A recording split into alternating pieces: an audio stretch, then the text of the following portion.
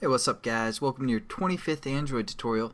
What we're going to do in this tutorial is basically get our new activity set up and add our references and introduce you guys to a little bit of Java. So what we're going to do is we're going to create a new Java class.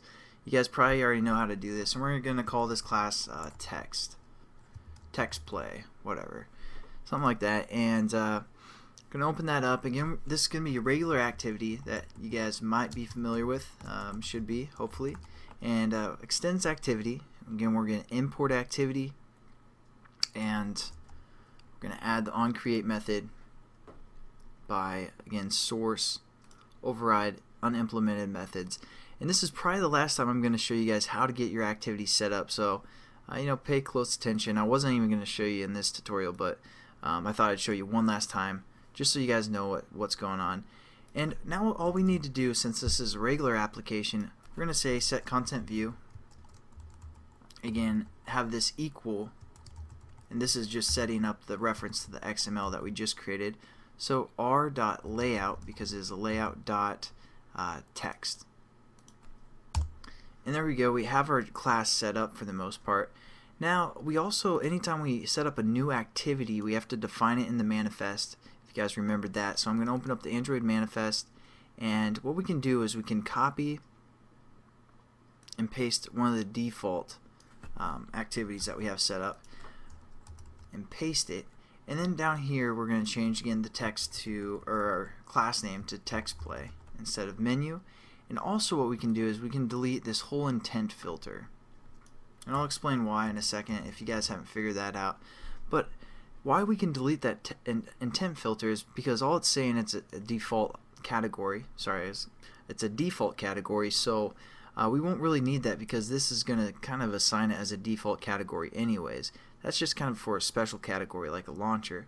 The other thing is the action name, and we aren't opening these activities anymore by the action name because we're going to go into our our menu class, and again it opens it by reference to the class name, so we don't even have to get the action name anymore because we're referring to the class path.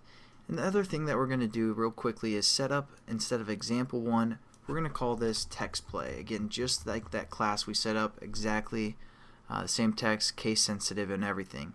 So now our list activity will be able to open this class. So that's why we kind of set up that list activity. I know it's kind of confusing to go through, but it's an easy reference to access all of our all of our new activities that we're going to create. So hopefully everything's set up and it's going to work now within our emulator. But the last thing we're going to do is just set up some references, and you guys probably know how to do this as well. So we're going to say button, because we have a button, and we're going to call this check command. So that's what we're going to call our button. Again, we have to import the button and set it equal to, or create that bridge over to the XML. We're going to say button find view by ID again, r.id dot, and we're going to look for our button. Is it button results? Yeah, it must be. So we're going to use button results. I'm just going to, well, no. Then we're going to set up a toggle button as well. And the nice thing is basically the name is the exact same as the name in XML. So you guys, if you ever forget what type of variable you're setting up, most likely it's the same name. So there you go. We're going to call this password, or pass. We're going to call it pass toggle, or pass tog, like that. And set that equal to something. We're also going to import it so we can use it as a toggle button. And find view by ID. This is kind of a repetitious tutorial. We really don't probably need to go on anymore. I just want to make sure you guys are set up properly here. And again, we're looking for the TG or TB toggle button password reference.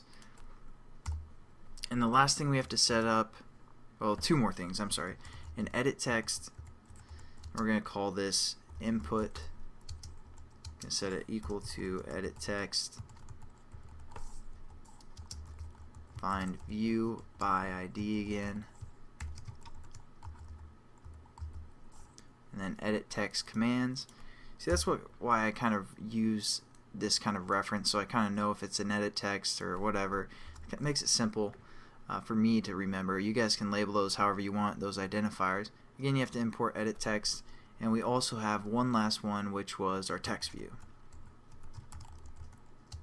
And we're going to call this display for the most part. That's a decent name, whatever.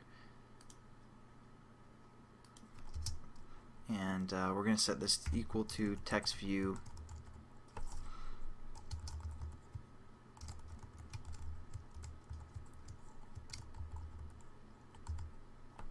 and text view results.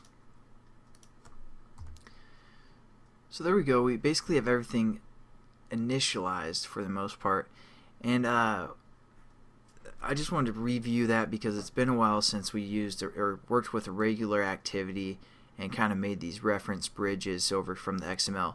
But again, this is probably the last time I'm going to show you guys how to set up an activity. But remember, every time you set up an activity, you want to define it in the manifest, and we're also going to change our menu class so it adds to the item for the most part. So we're going to save it and run it real quick. Make sure that list activity works. Sorry, I was messing around earlier. And that's kind of what the past, oh, I'll get to that in a sec, next tutorial or so. So hopefully this works. I don't know. Pretty boring tutorial. Really didn't learn anything new, just kind of reviewed. But you know, it's always good to review a little bit when you guys are new. So there you go. Now we have, whoa, I think my mouse just died. But now okay, no we don't. Now we have that new item, and again, it's when we click this, it's referencing it by the class name and starting the activity due to the class name, which will open this up. If you guys can't get that to open up, make sure that this list view item is the exact same as that new class that we created, or that new activity, and also make sure that that activity is defined in the Android manifest. So thanks again guys for watching. I'll catch you guys in the next tutorial where we'll do some Java programming. Have a good one.